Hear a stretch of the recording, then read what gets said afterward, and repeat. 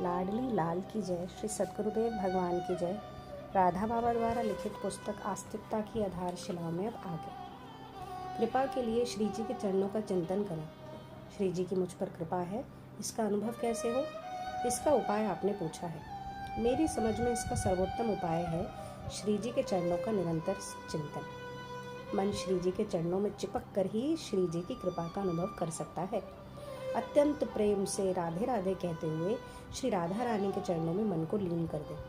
फिर ऐसी कृपा का अनुभव होगा कि आप निहाल हो जाएंगे। अपने भविष्य को सदा निर्मल देखो। संतों के वचन है, मालिक है साहेब सीताराम, सोच मन काहे को करे। बस निश्चिंत रहिए। एक बहुत ऊंचे महात्मा ने कहा है, अपने भविष्य को निर्मल देखो। सोचो कि प्रभु तुम्हें अवश्य मिलेंगे, चाहे तुम कितना ही अधम क्यों ना हो। हम लोग भी ऐसा ही सोचें। सचमुच अपना भविष्य मलिन सोचना भगवान की अपार दया का अपमान करना है। भगवान की कृपामय स्पर्श की प्रतीक्षा कीजिए। एक बात ध्यान में रहनी चाहिए कि यदि लेश मात्र भी आकर्षण भगवान के अतिरिक्त किसी और जगह होता है तो समझ लेना चाहिए कि हम भगवान के शरण हुए ही नहीं।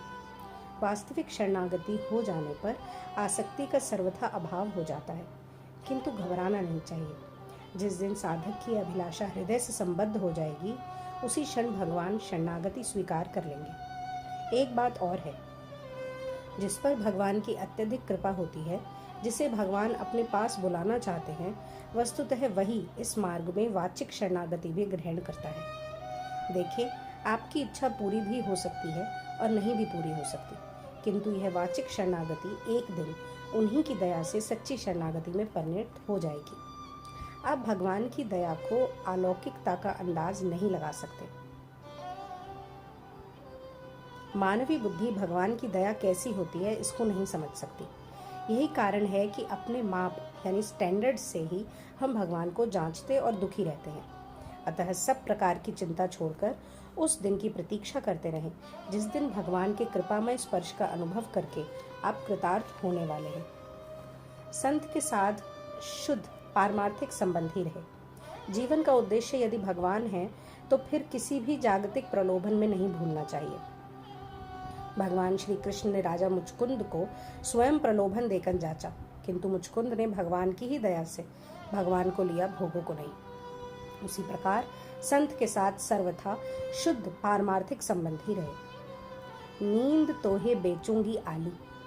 एक भक्त का पद है जिसकी प्रथम पंक्ति है, नींद तो ही बेचूंगी आली, जो कोई गाहक होए। इस पर विचार करें। प्रेम रस भावित मति ब्रज सुंदरियां अपना व्यवहारिक ज्ञान यहाँ तक खो बैठती हैं कि उन्हें प्रतीत होने लगता है कि नींद भी खरीद और बिक्री की एक वस्तु है। वास्तव में तो तमोगुण से उत्पन्न होने वाली निद्रा श्री कृष्ण की स्वरूप भूता ब्रज सुंदरियों को स्पर्श ही नहीं कर सकती। अपने प्रियतम श्री श्याम सुंदर के चिंतन में वृत्तियों के सर्वथा तन्मय हो जाने पर वह आत्मविस्मृत हो जाती हैं। इस आत्मविस्मृति को ही वह निद्रा मान लेती हैं। सुषुप्ति की भांति अज्ञान में उनकी वृत्तियां लीन हो, ऐसी उनकी निद्रा नहीं। उनकी चित्त भूमि में तो सोते समय भी नित्य निरंतर अखंड श्री कृष्ण स्फुरन होते ही रहते हैं।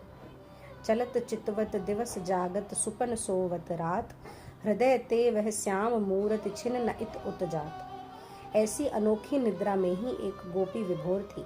प्रियतम श्री कृष्ण के चिंतन में अपने आप को भूली हुई शयन पर्यंक पर अवस्थित थी। उसी समय लीला बिहारी आए, सर्वथा समीप तक आए। उन्होंने गोपी को देखा। वह उसके पास कुछ क्षण खड़े रहे, पर उसे उन्होंने जगाया नहीं, बल्कि मिलोत्कंठा बढ़ाकर अधिकाधिक सुख देने के उद्देश्य से वह लौट गए। उनके लौटते ही ब्रज सुंदरी के हृदय तंतु उन्हीं से नित्य जुड़ रहने के कारण खिंच से गए। ब्रज सुंदरी भाव समाधि से जाग उठी। अभी भी प्राणनाथ तंतुओं को आकर्षित कर रहे थे, इसलिए गोपी व्याकुल होकर प्रांगण की ओर दौड़ पड़ी। वहां देखा, बिखरे हुए गुलाल पर चक्र, छत्र, यव, अंकुश, ध्वज आदि चिन्हों से युक्त प्रियतम के पदतल अंकित हैं। अब तो गोपी के दुख का पार नहीं। आह प्रियतम, आंगन में आए और लौट गए, और तुम्हारी नींद। अरे बैरिंग, मुझे सुलाए रखा। अरे तुझे लज्जा नहीं आती? तू मेरी सखी थी ना। मेरी व्यथा हरने आया करती थी और इसी के मूल्य में तुमने मेरे प्रियतम के दर्शन सुख को हर लिया। क्यों? ठीक है ना? अच्छी बात है। सखी, मैंने भर पाया, अब तू यहाँ से जा। नहीं नहीं, ठहर जा, यूं तो पुनः मेरे पास वापस आ जाएगी। इस वृंदावन में तुझे पूछता ही कौन है? लौटकर पुनः मेरी वंचना करेगी। इसलिए सखी, मैं तो अब तुझे बेच दूंगी, किसी चाहने वाले के अधीन कर दूंगी, जिससे तू लौट कर ना आ सके। पर तेरा ग्राहक इस ब्रज में है कहाँ? हाय हाय, कदाचित कोई तेरा ग्राहक मिल जाए तो नींद सखी, उसके हाथ तुझे बेचकर मैं अपना पिंड छुड़ा लूंगी। बड़भागिनी ब्रज सुंदरी श्री कृष्ण दर्शन में बाधा पाकर नींद जैसी वस्तु को भी बेचने का संकल्प कर रही है। पर हम लोग इतने अभागे हैं कि प्रत्यक्ष में जो वस्तुएं श्री कृष्ण दर्शन में निरंतर बाधक हैं, जिनका त्याग अत्यंत आसानी से चाहते ही किया जा सकता है, उन्हें चाह चाह कर बुला बुला कर हृदय से लगाए रहते हैं, उनके ना मिलने पर दुखी होते रहते हैं। अन्य के लिए स्थान ना रहे। पढ़ने सुनने का सार इतना ही है कि नेत्रों में, मन में, प्रण में प्रिया प्रीतम बस जाएं, अन्य के लिए तनिक भी स्थान न रहे। प्रीतम छवि नैनन बसी, पर छवि कहाँ समाए, भरी सराय रहीम लखी, आप पथिक फिर जाए। सराय यानी धर्मशाला में तिल रखने का भी स्थान ना देखकर जैसे नया यात्री वहां से हटकर दूसरी धर्मशाला में खोज में चला जाता है, वैसे ही नेत्र मन प्राणों में सर्वत्र प्रिया प्रीतम को भरा देखकर विषय अपने आप हट जाएं, इसके लिए प्रयत्न करें। ब्रज की रज में रहकर सारी चिंता भूल जाइए। आप लिखते हैं कि श्री वृंदावन निजधाम में रहते हुए भी मेरे मन में ना जाने कितने पाप भरे हैं, कुछ भी असर होता नहीं। बात ठीक है, पर चिंता क्यों करते हैं? राधा रानी के घर में रहकर चिंता क्यों? राधा रानी की प्यारी भूमि में रह रहे हैं, भला ये कम सौभाग्य की बात है? बस इसी सौभाग्य को याद करते हुए आनंद में मस्त रहिए। चाहे कुछ ना हो, उस परम पवित्रतम सच्चिदानंदमयी भूमि की रज में रहकर सारी चिंता भूल जाइए। आप ब्रज में बसते हैं, राधा रानी की अपार कृपा से ही ब्रजवास मिलता है, पर जैसे शरीर ब्रज में है, वैसे मन का अणु अणु ब्रज किशोरी एवं ब्रज किशोर में रम जाए, इतनी चेष्टा और करें। भगवान के समर्पित वस्तु का महत्व। जो व्यक्ति भगवान के चरणों में समर्पित हो जाता है, उसकी दृष्टि में अपने केवल भगवान ही होते हैं, एवं जो कुछ भी बचा रहता है वह भगवान का ही होता है। उस अवस्था में उसके लिए मेरी माँ, मेरे बाप, मेरे भाई आदि कुछ भी नहीं रहता।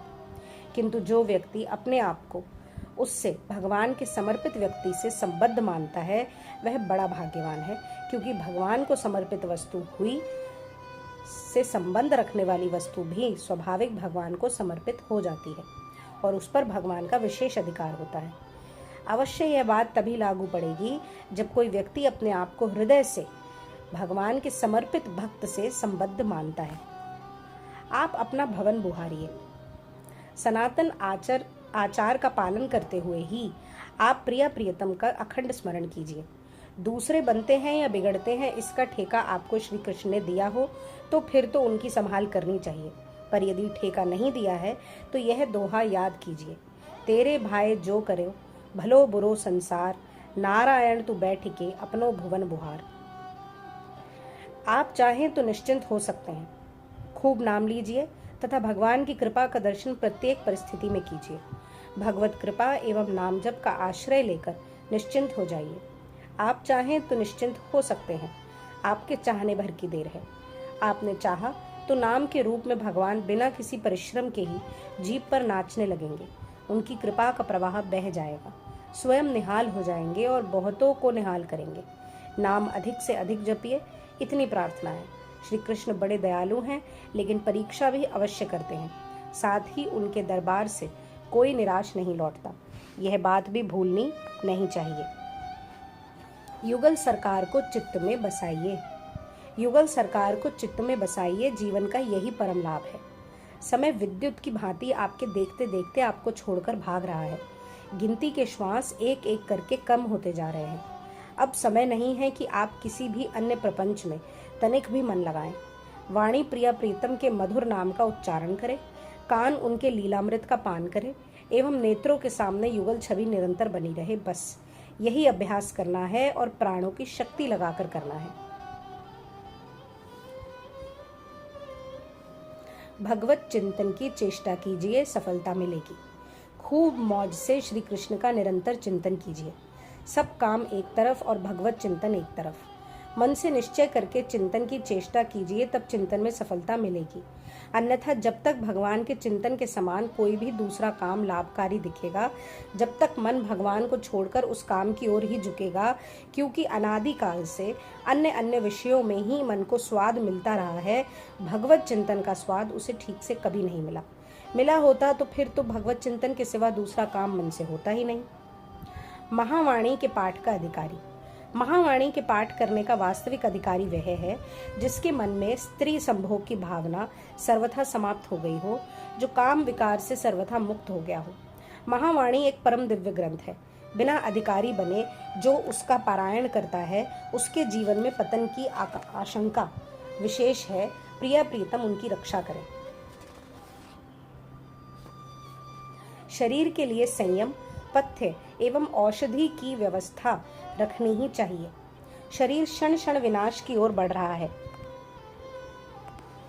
यह प्रत्यक्ष है, पर विनष्ट होने से पूर्व इसे यथासंभव इस अवस्था में अवश्य रखना चाहिए कि यह अपने में रहने वाले मन को प्रिय प्रीतम की ओर बढ़ते समय कहीं उद्विग्न न कर दे।